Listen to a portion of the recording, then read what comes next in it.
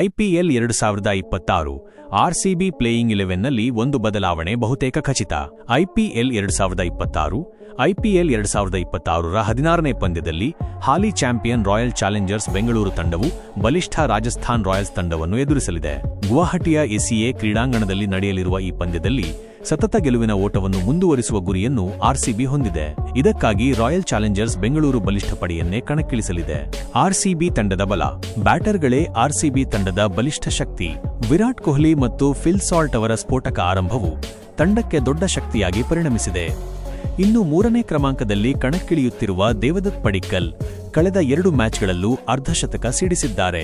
ಇನ್ನು ನಾಯಕ Rajat Patidar, Tim David ಅವರ ಅಬ್ಬರವನ್ನು ತಡೆಯುವುದೇ ಬೌಲರ್ಗಳ ಮುಂದಿರುವ ಅತಿ ದೊಡ್ಡ ಸವಾಲು. ಇದಾದ ಬಳಿಕ ಅಬ್ಬರಿಸಲು ಕೃನಾಲ್ ಪಾಂಡ್ಯ, ಜಿತೇಶ್ ಶರ್ಮಾ ಹಾಗೂ ರೊಮಾರಿಯೋ ಶೆಫರ್ಡ್ ಇದ್ದಾರೆ.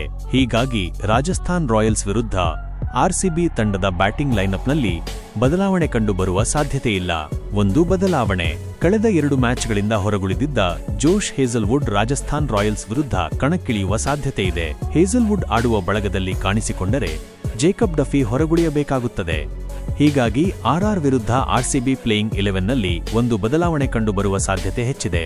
ಅದರಂತೆ ರಾಯಲ್ ಚಾಲೆಂಜರ್ಸ್ ಬೆಂಗಳೂರು ತಂಡದ ಪ್ಲೇಯಿಂಗ್ 11 ಈ ಕೆಳಗಿನಂತಿರಲಿದೆ. 1. Phil Salt wicket keeper. 2. Virat Kohli. 3. Devdutt Padikkal. 4. Rajat Patidar ನಾಯಕ. 5. Jitesh Sharma. 6. Tim David. 7. Romario Shepherd. 8. Krunal Pandya. 9. Bhuvneshwar Kumar. 10. Abhinandan Singh. 11. Josh Hazlewood. 12. Suyash Sharma.